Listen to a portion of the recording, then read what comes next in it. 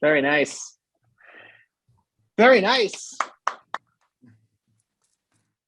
Everyone, I'd like to welcome you to our first shot at doing a moment with Montee, which is a quick webinar to talk about inspiration and how people get things done. So first of all, I'd like to, I'm John Ty. If I haven't met you, I want to welcome to our first BENERG event. And Montee, we're excited to have you here to be part of it. This is an opportunity for us to get to know a terrific designer and entrepreneur, a gentleman who has inspired me since the day I first met him. I had the pleasure of meeting Montee a few years ago when we worked together at a different company and helped him enable some of the things that he's doing. I thought we would invite him here today so he could share his story and that we as a team could ask him questions on some of the things that he's done to be successful. And today's panel and questions will be moderated by our very own Russell Barnes, our VP of e-commerce. So without further ado, I'll turn this over to Russ and Montee. Awesome. Thank you, John. Let's see, do we still have Montee? There we go. So I have Montee on the screen. There we go. Super excited for this conversation, Montee. Your product is some of our favorite that we love to show off on the website and in our stores. And we've really been excited to see the growth that we've been able to get both from the label and from the customers that we're reaching. So I actually have on a sneak peek of some of our spring collection that's coming up. Really love this. Got these great print linings, double-breasted vest, and we have some more items behind us that we'll be launching, and we cannot wait to get this out into the market. So I heard you're at Magic this week. I am. Maybe you can tell us a little bit about tell us a little bit how that's going, and just a little bit about what you have upcoming for us in spring. Well, first off, thank you guys for having me. I'm so excited to be here with you all. It's a pleasure to meet you. And I absolutely love John. John's an outstanding person and just a wonderful leader. And, it's a pleasure to have him in my network. So I just want to say that first. With regard to Magic, it's good to be back in the game. There's traffic, there's people here, they're excited about what's coming, and looking forward to seeing how they can, get back into the game, how they can buy product and get it out to the market. So it's exciting to be doing what we all love so much. That's awesome. That's awesome, man. This isn't your first time at Magic, is it? No, kind of started back at Magic. Can you tell us a little bit about the journey through Magic? The journey has been, quite the ride. When I started Magic, I had an afro. So, it's been a while ago, but it's been quite the ride in that it's taught me a lot. I've learned so much, but more importantly, I met some of the best people and inspirational people in the entire industry. So that's something I hold near and dear to my heart. And I run into those guys all the time, from small specialty stores to, larger accounts. And it's always great to be face-to-face, with some of those people I've built relationships with over the years. That's great. That's great. And then, how do you look at the work that you do as a CEO and a designer and all those relationships you have? What's that impact on society that you're really driving towards and that you're looking to deliver? Okay. Well, in terms of inspiration, as I've been inspired by so many different people throughout my career, and I've had pretty unique career that hasn't always been in fashion, even though fashion was at the beginning, as far back as I can remember. I just didn't know how to, pursue it. I like to look at it in this way. If I can inspire somebody to go after their dreams and their goals, their passions with reckless abandon, that is something that I hold very, very, high on my priority list. In other words, I tell people all the time, you don't have to be validated by anyone.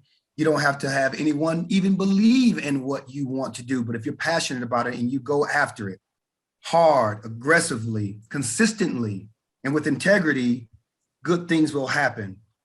If you think about it, 10 years ago, just 10 short years ago, There was no way in the world that in real time you would think that we could actually talk to and see somebody around the world as we're doing right now. You wouldn't believe it. So it's only impossible until somebody does it. So if I can do that and impact somebody by way of inspiration in that type of way, I've done my job and I'm a happy guy. Yeah, that's really awesome, and I think that approach comes through in your design and in the clothing that you design and get into the market. And I feel like when you put it on, you feel that energy, right? You feel like I can go after things with reckless abandon. I can go after my goals, and I can come up with something unique and creative on my own. That's authentic to myself. So with that, let's shift a little bit to as you've been in the industry for so long. What might be what you see as your greatest accomplishment? I'm sure there's more greatness to come, but up to this point, like what have you been really proud about? In the work that you've done. Wow, that's a great question, and I'll answer it this way. If you had asked me that question 5 years ago, I'm certain it would be totally different. However, I have to say, I've accomplished a lot of my goals and I've had to reset them.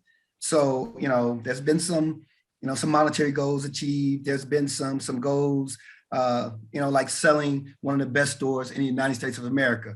You guys, that's amazing to me. And I get lost on that, sometimes saying, wow, I'm actually, talking to John or talking to Tony about my brand being in the stores. And that's amazing to me. But now, it's a little bit different. And I look at my accomplishments and say, you know what, it's not so much monetary as it is building my legacy for years to come, for my son and my wife. And those things are very, very important to me. And those are what I deem my most valuable accomplishments. Yeah, that's really awesome. And maybe we can go back a little bit. So, I mean, you mentioned that you were doing things different before you got into fashion. You always wanted to do it, but I mean, you were at Pfizer. That's very different. Yes. That's very different than the fashion world. Very. And I love how you said, you're just going after your passion with reckless abandon. How do you think about do you remember what your mentality was when you were leaving Pfizer, going into the fashion and design world and all the things that you were passionate about? Well, you know what? I like the way you frame that question, but I'll say this: mentality. I don't know where I got it from. I was an athlete. I'm a Marine. I almost said was a Marine, but there's no such thing as a Marine. I'm a Marine, and I'm born and raised inner city Detroit. So I had a mentality of competitiveness, work ethic, confidence, and just going after things consistently in an aggressive manner. So, no to me means new opportunity. And I just kept grinding, kept pushing. And I've always had that mentality. And I say that to say this.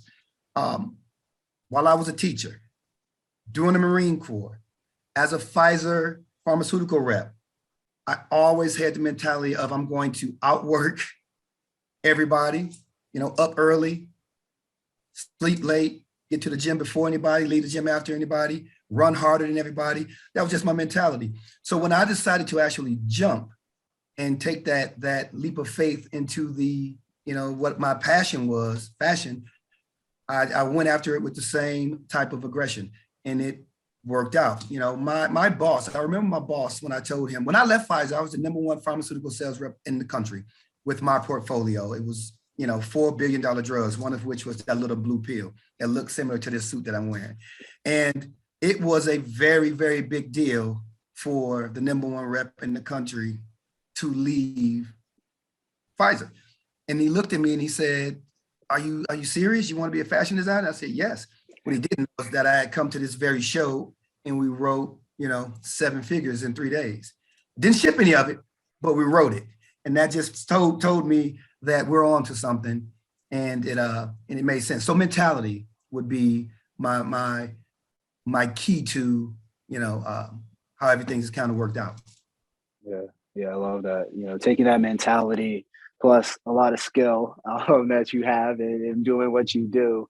Were there other influential people along that journey once you took the leap with both feet all the way in? You're starting to get some traction. Were there influential people, mentors, or anything that helped you accelerate your journey? 100%. I mentioned a while ago that I came to the show and I was open to meeting people. When you want to do something, you want to meet people who are doing it.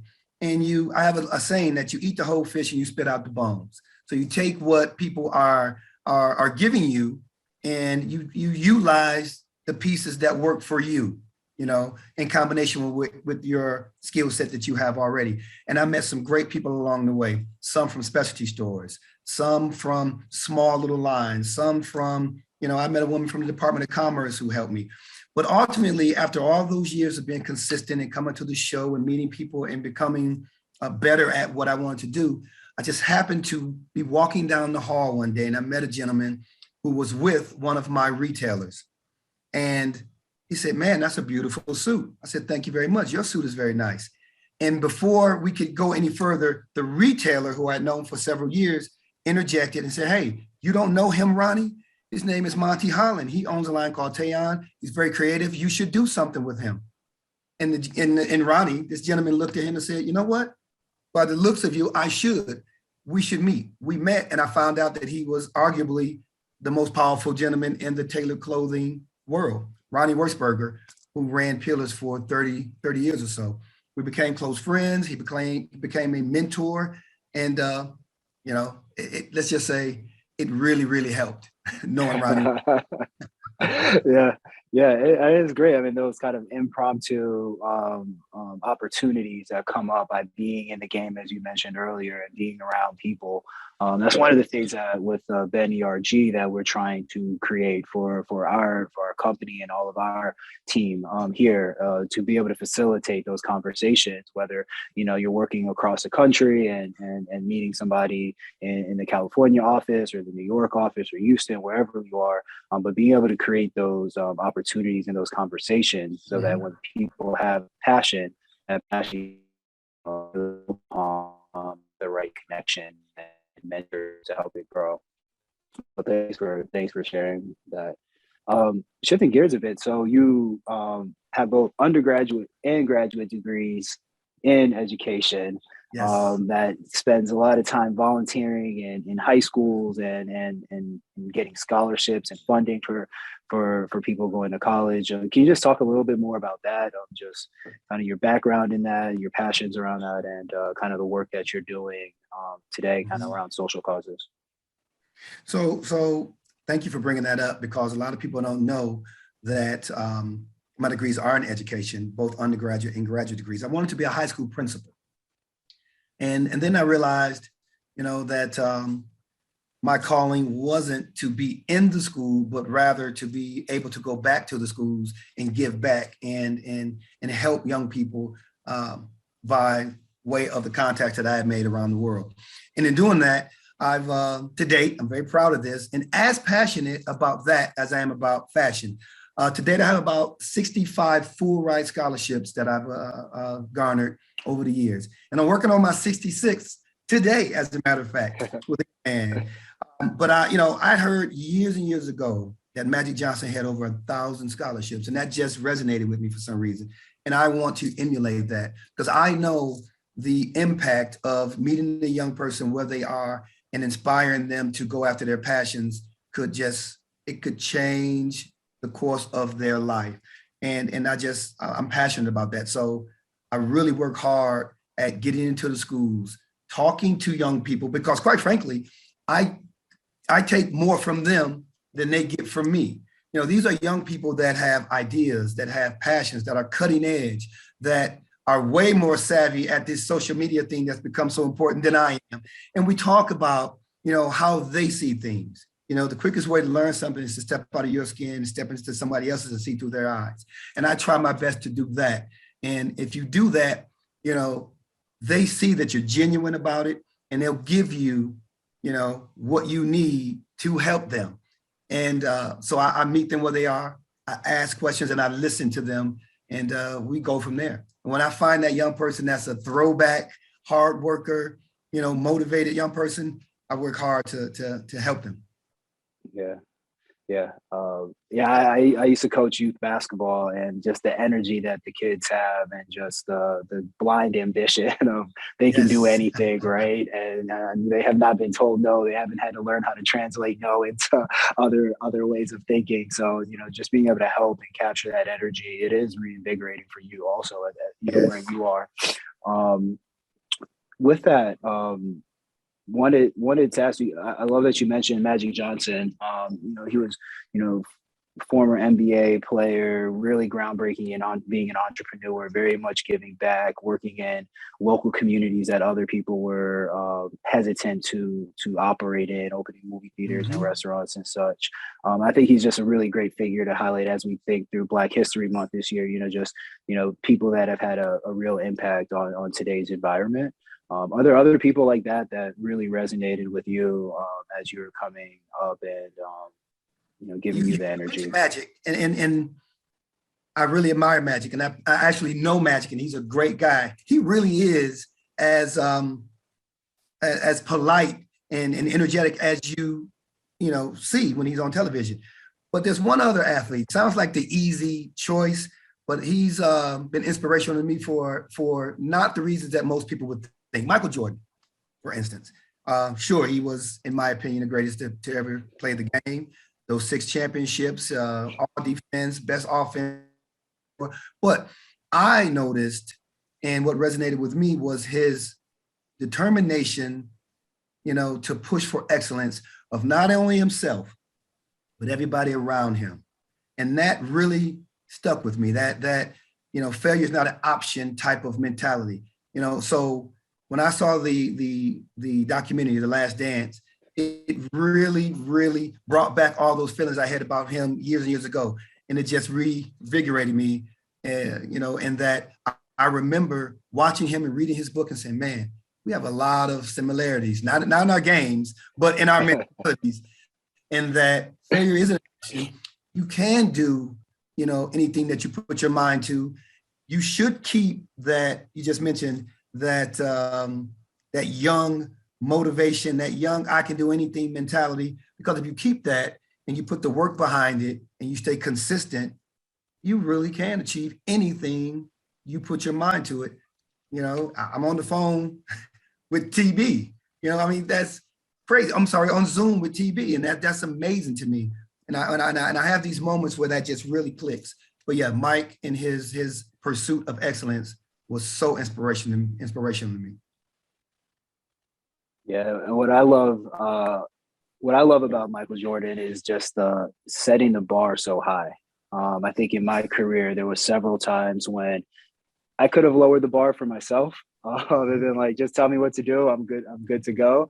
But having leaders and managers that were pushing me to say, no, your bar is up here, and I have higher expectations than what you are doing right now. And that Right. push, and then having that pursuit of excellence towards it, really unlocks a lot of value that we all can drive, and really bringing out our best selves. That's right. Um, so that's really awesome. Let me see.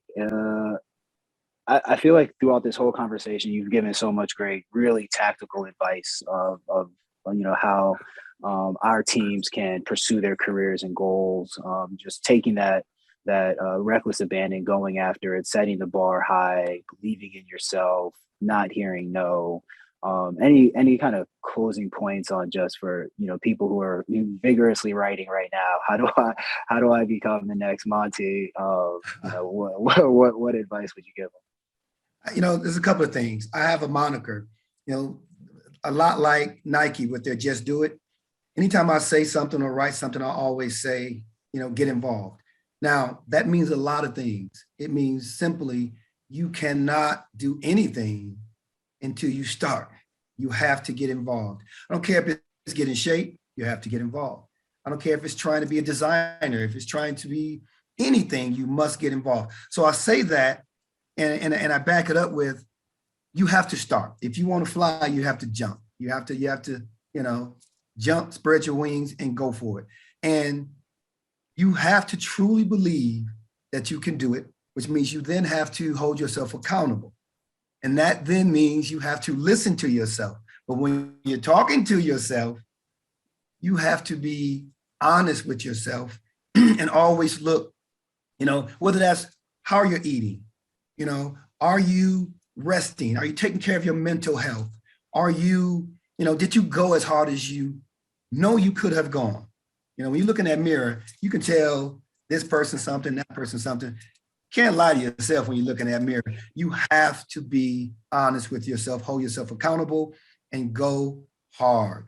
You have to go hard, but you do have to take care of yourself, especially after the last couple of years. Health is wealth, and you certainly have to take time to, reflect, relax, and live in the moment, be present, but be involved, get involved, be present, stay active, and go after what you're going for with reckless abandon.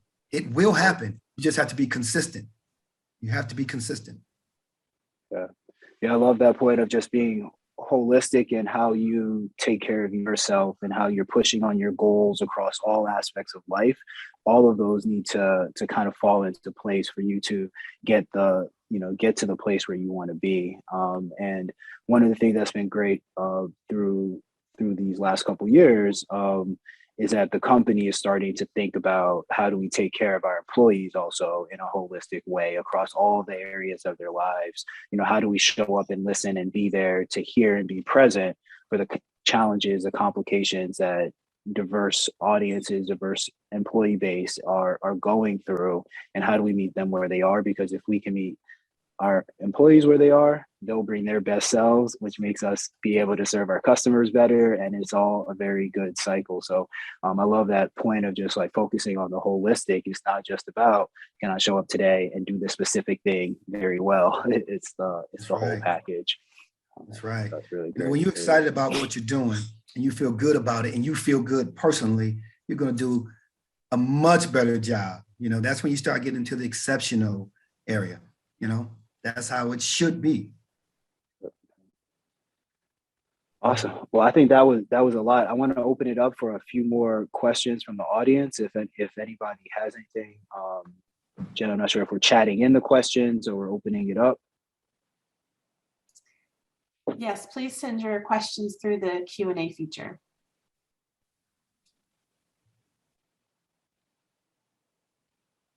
And while we wait for a couple questions, so you did mention Michael Jordan being the best basketball player. I feel like, today with, there's a lot of other people in the discussion, people like LeBron, right? There are. But, maybe for a second, while we wait for some questions, we can talk a little bit about kind of what are some of the voices that you're keyed in on, that you, when they speak up, you tune in. For me personally, I could think of, people like LeBron or, Serena Williams and the work that she's doing across both tennis, but then also just all of her business work that she does and her philanthropic work. She's just so broad in the work that she does. But what about you? Like, what are some of the voices and people that you're keyed into today? Well, if you ask my wife, she'll say it better be her. She used to be the head of diversity and inclusion for a $200 billion company. So I listened to her. She's pretty bright. I would say that, I listen to a lot of people, LeBron being one of them. I love the way he carries himself, and I love the things that he's saying because they're meaningful and they're important. But, a few minutes ago, I said, you have to listen to yourself. When you are holding yourself accountable, when you're actually speaking to yourself and speaking into your truth, that can be a strong message. Sometimes it's not always what you want to hear. Important. So I listen to myself quite a bit because I told myself when I came to Magic, it's a lot of work. I had just come back off of the road, and I had to get my workout in because I had fallen off. I had to get up and hit the floor at least 2 or 3 times. And I actually did it. I had to get up at 4 o'clock in the morning to do it, but I did it, and I felt much better the last couple of days having done so. So you have to listen to yourself if you're being honest with yourself. So, that's very important. Listen to people who are influential, listen to people who are professionals in their respective fields, but listen to yourself, but learn to be accountable and be truthful to yourself. That's spot on.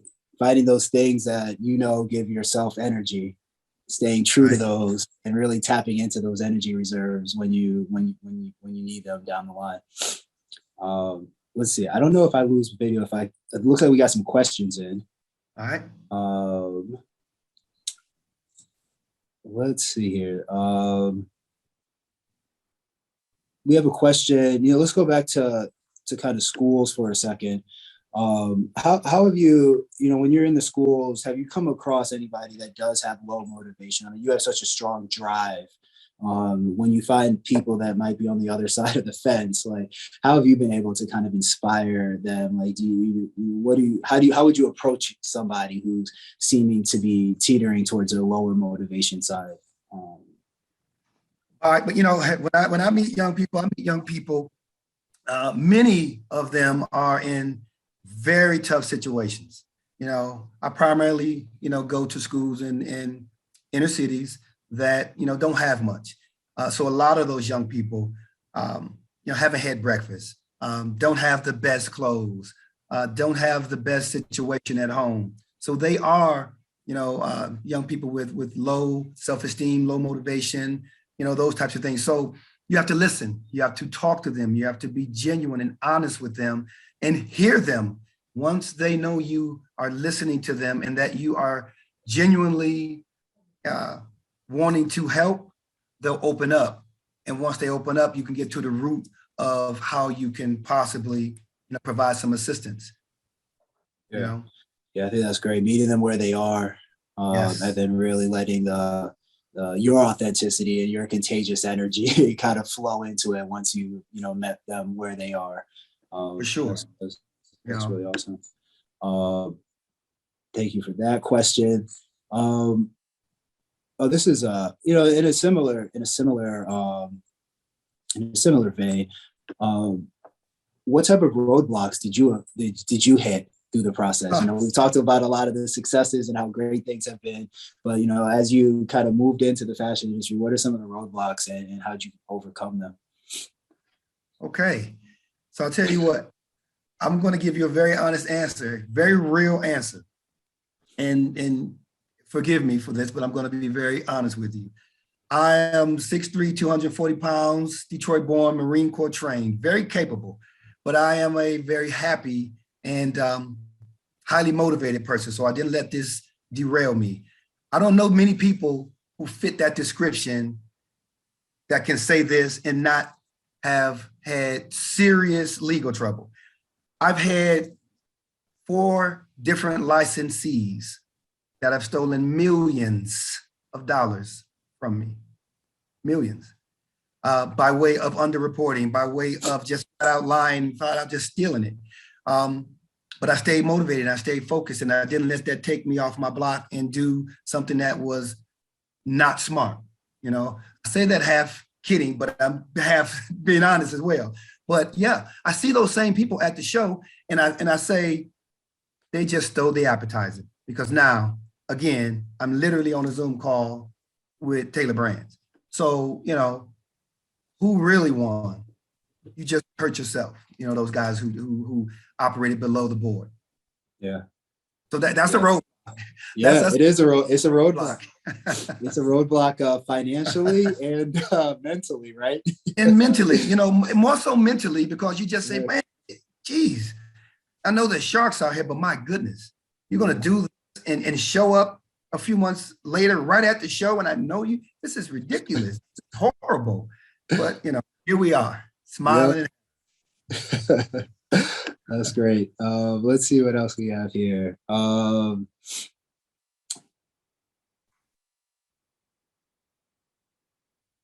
Let's see. Do you? I like this one a lot. Do you? What are some of the guiding principles that you have when you're designing your product, and how are you kind of honing your craft and pushing it forward? Great question. Some of the guiding principles. Number one, and this is going to sound tough, but you have to hold true to what you believe. That vision has to, stay intact. The DNA of what you want to do, the soul of it has to, remain intact. The integrity of your product has to remain intact. And what I mean by that is I try to develop a product that speaks to, the end consumers, fashion and aspirations, that speaks to that customer. Hanger appeal. They put it on, they feel good. They know they look good, so they are good. I literally try to design in such a way that that's how it speaks to them. And a lot of times that does not align with, maybe the manufacturer. It may not align with your licensee, but you have to stay the course. Stay steadfast in how you believe. No, that swatch will work. I'm certain of it. Okay, what the predictions say and the forecasting says. I know it'll work because I feel it. I've seen it. I've tested the market with this in my life. So I know that this will work. So, one of the principles is staying true to what you believe, no matter who doesn't believe it, and being able to articulate it. That's it. You have to stay honest with it and stay hardcore, with that vision. Yeah. Do you ever step out and try things that, could evolve the vision? Do you really stay in that lane and dedicate all your time on how do I do that better? I'm always looking for ways to get better and to learn. So I listen to everybody. I watch everything. And again, I eat the whole fish, get rid of the bones. So, my happy place is being in a room with fabric everywhere. I could sit in the room and it'll just come to me as I pull fabrics together and put this fabric with that fabric. And I just love it. I feel good about it. And then my next, passion is being at shows, interacting with people, talking to people. And I also love being in the stores. I'm a natural salesperson. So I love people. So I'm talking to people. I'm finding out what they want and what they're trying to achieve in terms of their look, their feel. And when you can mesh all those things together, you'll have a recipe for success. So, I know that, and a lot of people don't put those things together, so they don't have, what they ultimately think will work. And, the product is, there's clearly the business of the black 2-button Chappelle suit, of course, clearly. That's not just what we do. We want some of that, but we want to give a person something that makes them feel special. So with that, you have to put yourself into it, and you have to learn a lot of different things and be able to step out of the box while keeping the soul or the DNA of your product, aligned with that. Yeah. Yeah, that's really awesome. And we had another question on the line around those resources and, advice for somebody who has a passion for fashion, but hasn't quite found their niche yet. I think a lot of what you were just saying really taps into the places you can go to experience and be around and really find where your own unique carve out is and what you want to do better than anybody else is doing in the market. So that's really helpful. Yeah, there is a lane for whatever, product they want to create. There's a lane for it. You then just have to go where it is they're doing it, learn it, talk to people that are doing it, and, try to enhance it, bring it to life, see it so it's tangible. You can touch it, feel it, improve on it, and stick with it and push. Yeah, that's really great.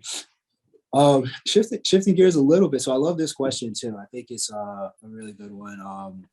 So we love the relationship with you, and we're so happy that it's productive both ways, and that we're continuing to grow our assortment and our footprint and our outreach with you. I think we've covered a lot of the positive elements of that. But how do you feel that, whether it's Taylor Brand specifically or just businesses in general can improve in promoting Black-owned businesses, kind of the culture behind it, the motivations behind it, and not just the product, as we all move towards a goal of equality and more transparency in who we are as people? That's a great question. I'm glad you brought that up. Okay, so by doing things like this, great start. You are definitely on, the right path to achieving exactly what you just said. John doesn't know I'm about to say this, and he probably doesn't even remember. We had a phone call 8-9 months ago, a little virtual meeting, and he said something that really stuck with me. This was about a year ago, maybe. A lot of the companies, Fortune 500 companies, Fortune 50 companies have, partnered with this 15%, increase in doing business with Black-owned minority, vendors. And he said something just randomly. He said, you know what? A lot of these companies aren't, doing anything. They're not trying to do anything to really move the needle. But you know who's going to do something, Montee? I am. He just said it.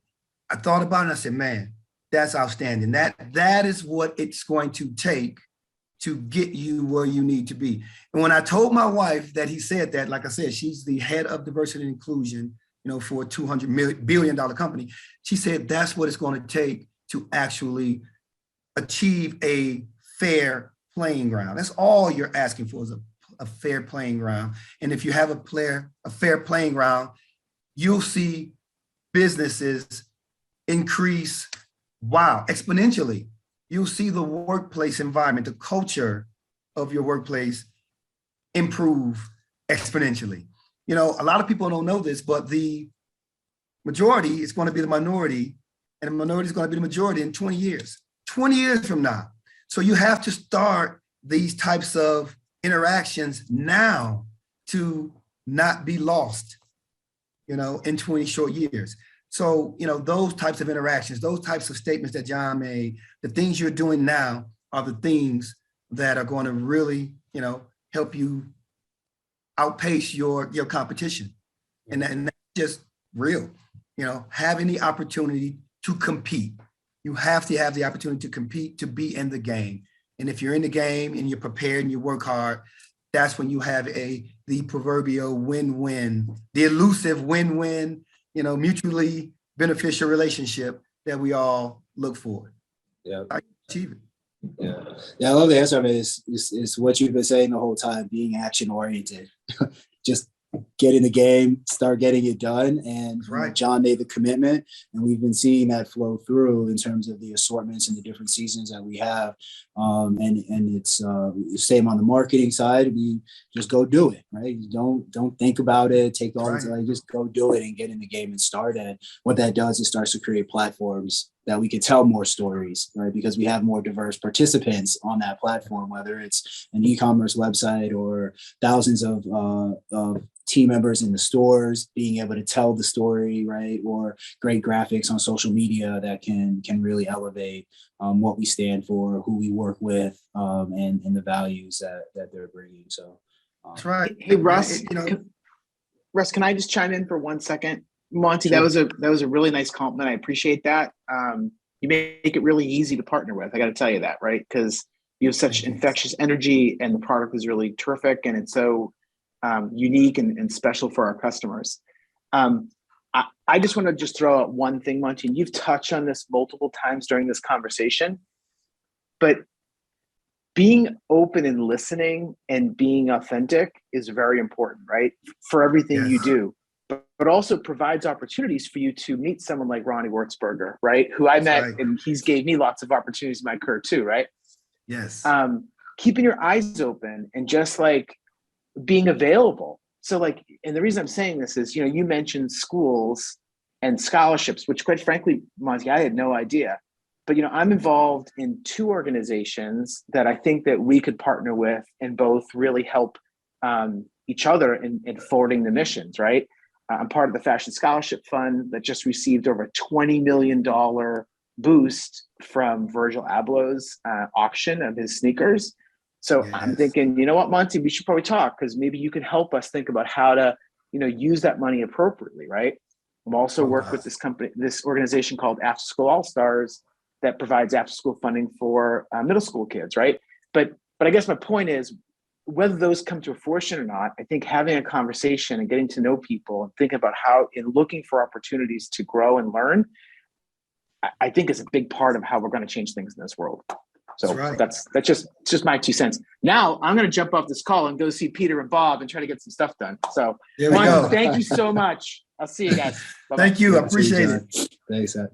I'm actually gonna read this question for you, Bonzi, because it'll be better to read it. So this comment: thank you, Montee. Hearing your journey is very inspirational. Your generous give back to the community and believing in education, the next generation, is amazing. Not only are you stylish, you are exceptional and, shall we say, legendary. So the comment says, I see that we have some incredible tailored pieces in the backdrop. Will your brand be offering accessories as well? And what would be your best recommendations on getting this look pulled together? Which I definitely felt this morning when I got dressed. I was like, I need about 10 more pieces to make this thing really pull together, because, you know, you just get into the mood and you just want to do more. So any accessories that you're thinking about, your favorite accessories? What an outstanding question. Thank you so much for the kind words. I appreciate them very much. So here's the exciting part. You are going to be seeing ties that are absolutely gorgeous, by the way, and shirts for spring. So you're going to be seeing ties and shirts. You're going to see your outerwear, and we have some other conversations about categories that'll pull the whole look together that we're very excited about. So to answer your question, yes, multiple categories across everything that makes sense for the Taylor brand customer. They're all coming relatively quickly.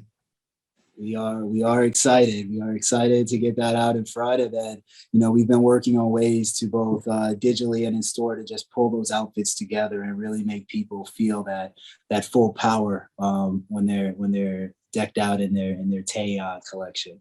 I can't wait. I can't wait. Look, I want to become a heritage brand. Let's do this thing. I want to be around for a while. Awesome. Listen, so we got one more question that one more that I really wanted to highlight. So you were mentioning working out before, and just we're talking about all the different areas of life. You know, you spoke a little bit about your wife. Did you have a really strong support group that you would also, friends, family, that you would kind of go back to as you were going through your journey and putting the energy into the places you wanted to go? I think, you know, support is huge. You have to have, you know, a support system, you know, to help you make it through those tough times. You know, we're talking about all the fun, rosy stuff, but that was a real thing when I said millions of dollars were stolen. That's tough. So you have to have someone to lean on when those types of things happen.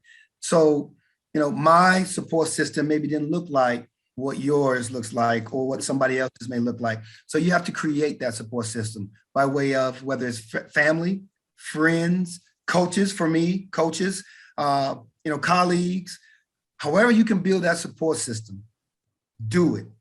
Your network is so important and you have to value it. And the way to value it is to give respect, to listen to them and to let them know how you feel about them. And you'll then, you know, start to learn that not only can they lean on you, but you can lean on them. And you need that. You know, you need that because there's going to come a time when you hit a hurdle. You know, the objective is to not hit that hurdle and be so hurt by it you can't get back up. So you need to have a support system that rocks with you, quite frankly. Yeah, for sure. And I think that keeps you grounded and centered with your belief system. You know, I think this is maybe a little bit less of a question, but, you know, one of the comments was, you know, was there ever a time you had to compromise your beliefs or integrity? You know, and I think what you've shared with us is, no, it's staying the path, keeping to the passion, keeping your holistic you as a person together and having that support network so that you can go through those without compromising yourself and believing in yourself. Never, ever, ever, ever compromise your integrity. But I do say that you have to learn to adapt, adjust, and overcome. And you do have to adapt, adjust, and overcome, but you can do that while remaining true and having that high level of integrity. You can do that. Yep. I like this one too, because as I've gotten a little bit older, these questions make more sense to me now. But the question is, what advice would you give somebody in their early 20s who's in the corporate workplace, trying to kind of carve out their world as, now you're, CEO and designer and, have reached that level of success. How does that, what advice would you give somebody very early stepping into the corporate environment? There's a saying that they waste the youth on the young. I believe that. But, now I don't believe that as much as, I tell a young person, show up, be consistent, learn as much as you can, all right? And partner yourself with a mentor or somebody that maybe does something that you want to do and learn as much as you can about that. But if you show up and you're working hard and you're trying to learn as much as you can, you will be recognized and you will, achieve whatever it is you want to achieve. So young people, show up, do the job, learn as much as you can, and be highly motivated. Be highly motivated, go hard, and take on. You would be surprised at how resilient and how much you can handle. Take on a little bit more. Don't just do the minimum. In order to be extraordinary, you have to be extra. You have to do more. Push yourself. Raise the bar. Yeah. That's what I would tell a young person.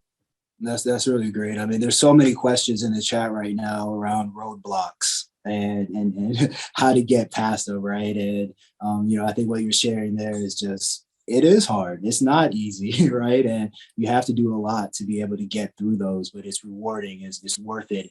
When you get through those roadblocks, there's so much more on the other side. So keep pushing. Right. And the other side is there. The other side truly does exist. You just have to stay the course. You can't derail yourself by acting emotionally, because you hit a roadblock. You're going to hit a roadblock. It's not supposed to be easy. You just have to know that they knock you down 3 times, you get up 4. Sounds like a cliche, but it's true. They've knocked me down many times, but every time I get up. I come to these shows, they see me, I'm smiling, I'm selling. They're like, man, this guy's been around a while. Eventually, you're going to have to deal with it. See me now, see me later, but you're going to have to see me. Yeah. I believe that. Yeah. That's great. Maybe to wrap up, we talked a little bit about accessories and what's upcoming there, but lots of questions about what's upcoming, what are you really excited about that we can expect, questions about women's suits, goodness, people want you for everything right now. So wow, that's a great question. There's some things happening. Here's what you can do. You can follow us on all of our platforms, at Tayion Collection on IG and Facebook. Follow my LinkedIn as well. That's Montee Holland. Everything, because we're going to be telling some secrets here soon. Secrets to what I call the recipe for success, and also some secrets about some of these categories and some of these things that were mentioned that we're going to be doing that we've actually already done. I always amazes people. Like I went to one of my licensees and they talked about sportswear, what I call casual looks. What does a guy wear when he doesn't want to look like this, but it doesn't want to look like he's 18 years old? I call it casual looks. And I went to him and they said, man, that's a great idea. I can get my designers on it and we can put it together. I said, it's already done. And I showed it to him and he was like, wow, I had 50 samples already done in his office and he was blown away. So I say that to say, there's a lot of things already done. And if you go to my social media pages, you'll get a sneak peek of some of those things that may already be done that haven't hit the market yet. The cheat code.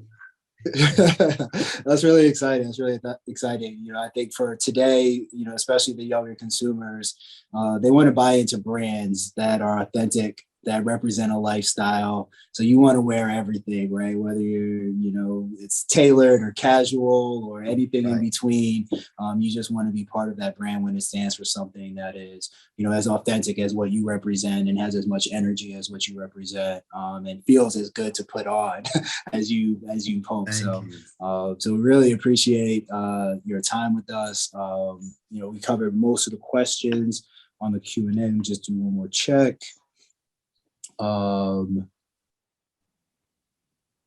We've checked off a lot of them. So Jen, I don't know if there's any closing comments or anything. I know from our side, the band ERG, we're super excited to set the bar high with Montee Holland as the first speaker. It's been awesome, and just hopefully this energy just propels as many people as possible forward in pursuing their dreams and breaking down barriers and getting through roadblocks. 100%. I'm looking forward to getting to some stores, talking to some customers, talking to some management, selling some pieces, having fun while we're doing it.